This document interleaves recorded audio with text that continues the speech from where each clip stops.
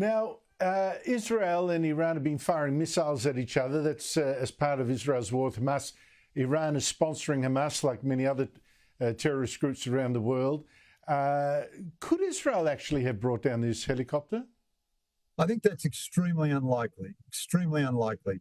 Israel has not targeted Iranian government leaders. It has, on occasions in the past, targeted military leaders, especially from Iran, especially when they are in Syria and conducting operations against Israel, or if they're in Iraq doing the same thing.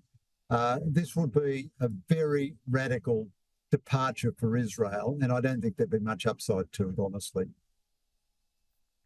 And I must say I've seen no evidence for it either, but it'll be interesting if Iran decides it's in its interest to somehow suggest Israel's complicit.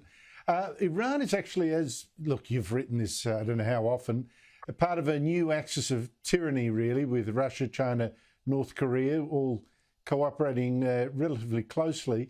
It's an alliance that seems increasingly dominated by China. Russia used to be the big guys in the neighbourhood. Now it's definitely China.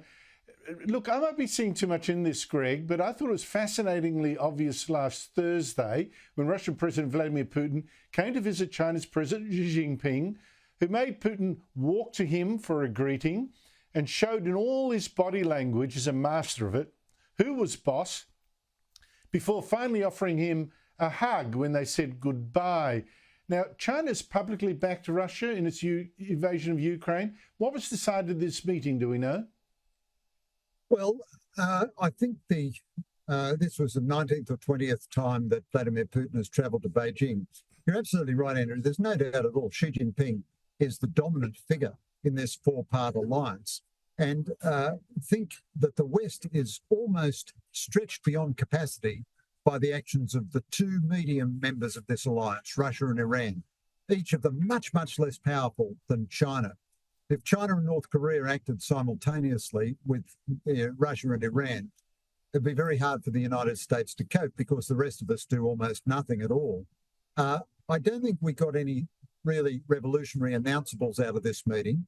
China is continuing to supply Russia with a lot of dual-use technology, not with lethal weapons per se, but with technologies which are easily adaptable for dual-use purposes. The US Secretary of State, Antony Blinken, doesn't think Russia would have been able to stay in the war without Chinese support.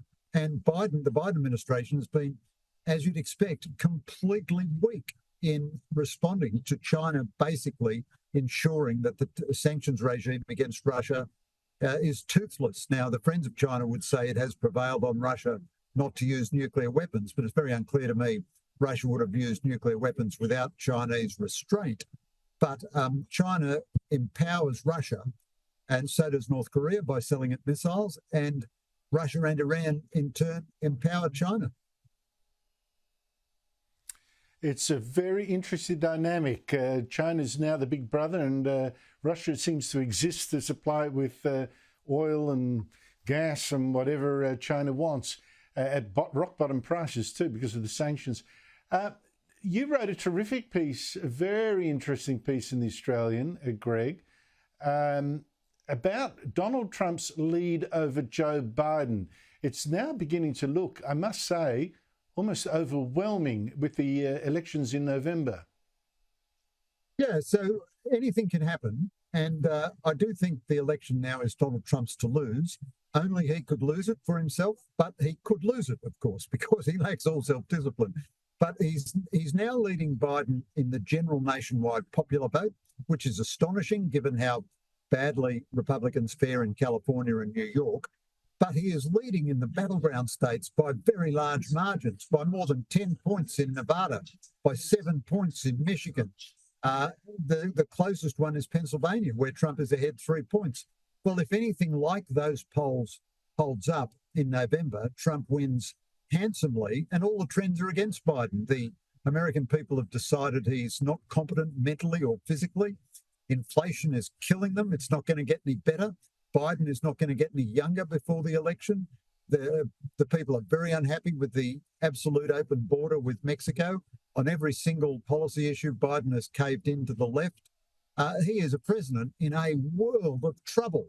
And the only reason it's not a surer prediction is because we're still several months away. And as they used to say, World Championship Wrestling, anything can happen and probably will. Oh, yes, but like you say, I think it's Donald Trump coming home with a wet sail. We'll see. Greg Sheridan, thank you so much for your time. Thanks so much, Andrew.